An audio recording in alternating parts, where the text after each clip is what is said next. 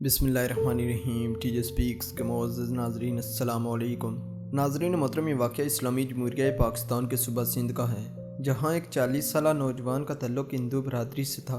دوستو، چونکہ صوبہ سندھ میں خاص طور پر اندرون سندھ میں بڑی تعداد میں ہندو آباد ہیں، اس شخص کو کینسر لاحق ہوا تو ڈاکٹروں نے لا علاج کہہ کر گھر بھیج دیا اور ساتھ یہ بھی کہا کہ اپنی زندگی ہنسی خوشی گزارنے کی کوشش کرے، کیونکہ آپ زیادہ سے زیادہ ایک ماہ کے مہمان ہیں۔ وہ نوجوان آرے ہوئے جواری کی طرح گھر پہنچا اور اپنے بستر میں افسردہ لیٹ گیا۔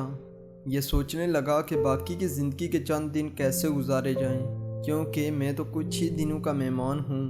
دوستو، اس کی بیوی کمرے میں داخل ہوئی تو پیار و محبت کی باتیں کرنے لگی، مگر جلد ہی خاوند کی عدم دلچسپی بانپ گئی اور پھر اصرار کرنے پر شوہر نے بتایا کہ اس کو بلڈ کینسر ہے، جو آخری سٹیج پر ہے، جبکہ ڈاکٹر نے لا علاج بھی کر دیا۔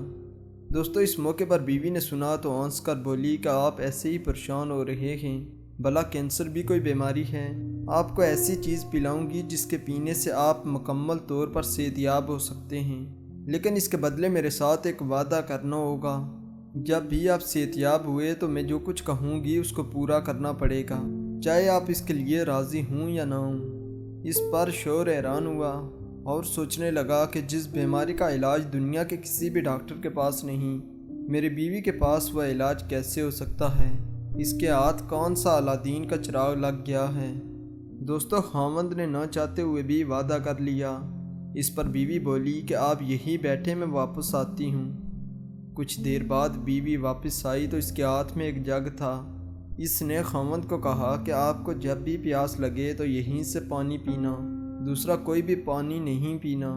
اس کے بعد نوجوان کو جب بھی پیاس لگتی تو اسی جگ سے پانی پیتا اور بیوی جگ میں پانی ڈال کر بھر دیتی۔ ناظرین، بیوی کو پتہ نہیں کہ کیا اعتماد تھا کہ خاوند کے آخری سٹیج کے کینسر کی فکر نہیں تھی، بلکہ ایسا لگ رہا تھا کہ کینسر اس کے سامنے برائے نام بیماری ہے، جبکہ اس کے شوہر کو ایسا لگ رہا تھا کہ میرا اب زندہ رہنا چند لمحوں پر مشتمل ہے۔ مگر دوستو، چند دنوں بعد اس نوجوان کو اپنے آپ پر واضح تبدیلیاں محسوس ہونے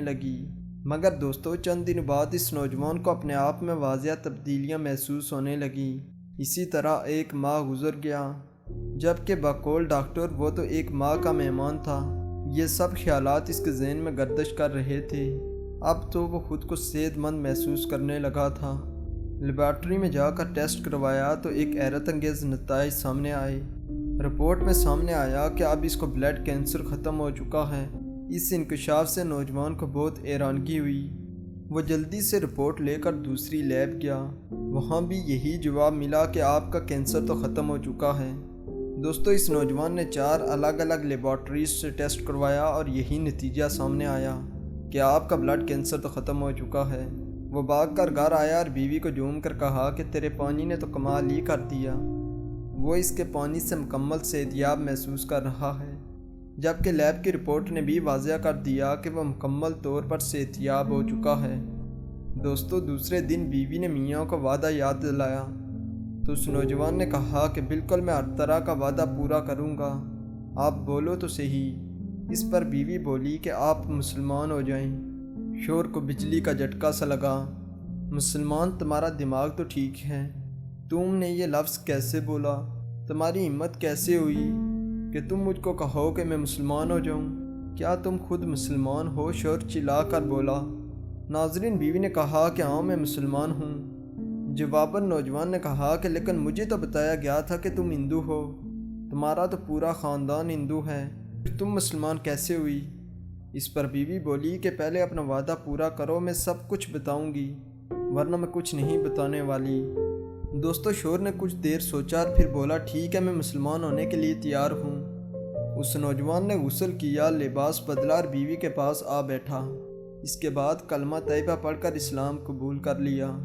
ناظرین، بیوی نے کہا کہ جب میں چھوٹی تھی تو اسکول جایا کرتی تھی، تو اس وقت میری ایک کلاس فیلو تھی جو مسلمان تھی۔ ہم دونوں میں دوستی بہت گہری تھی اور میں اس کے گھر بھی جاتی تھی۔ ہم دونوں اسکول کا کام اکٹھے کرتے تھے۔ وہ روزانہ قرآن پاک کی تلاوت کرتی اور میں بھی پاس بیٹھ جاتی۔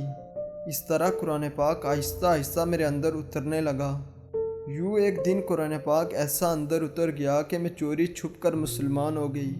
میں مسلمان ہو کر خود کو اندر سے سکون محسوس کرنے لگی۔ قرآن پاک پڑھے بغیر مجھے چین نہیں آتا تھا۔ آپ کے ساتھ شادی ہوئی تو یہاں بھی چوری سے قرآن پاک پڑھتی رہی۔ زندگی کے اتنے سال آپ سے اپنے ایمان اور قرآن پاک کو چھپائے رکھا۔ بالآخر آپ بیمار ہوئے اور تمام ادویات نے کام کرنا چھوڑ دیا۔ مگر مجھے یقین ہے جہاں ادویات کام نہیں کرتی وہاں اللہ کا کلام کام کرتا ہے، اور یہ قرآن پاک ہر طرح کی بیماری کے لیے دعا ہے، اور یہی اللہ کا حکم بھی ہے۔ جب آپ نے زندگی سے نا امید ہو کر خود کو مرنے کے قریب پایا تو میں نے قرآن کی آیات پڑھ کر دم کیا، اور یوں اللہ پاک نے آپ کو نئی زندگی دی۔ دوستو، ہم قرآن پاک کی برکتوں سے واقف نہیں۔ اگر ہمیں اس کی برکتوں پر یقین آ جائے تو ہمیں کہیں بھی جانے کی ضرورت نہ پڑے، لیکن افسوس کہ ہمارا یقین کامل نہیں۔ تو ناظرین محترم، آپ کو ہماری یہ ویڈیو کیسی لگی اس کا جواب کمنٹ میں ضرور دیں۔ اسپر روایت نئے آنے والے ناظرین سے گزارش ہے کہ ہمارے اس چینل کو سبسکرائب کریں اور ساتھ گھنٹی کے نشان کو بھی دبائیں تاکہ ہر نئی آنے والی ویڈیو کا نوٹیفیکیشن تسلسل و تواتر کے ساتھ اب تک پہنچتا رہے۔ تب تک فی امان اللہ۔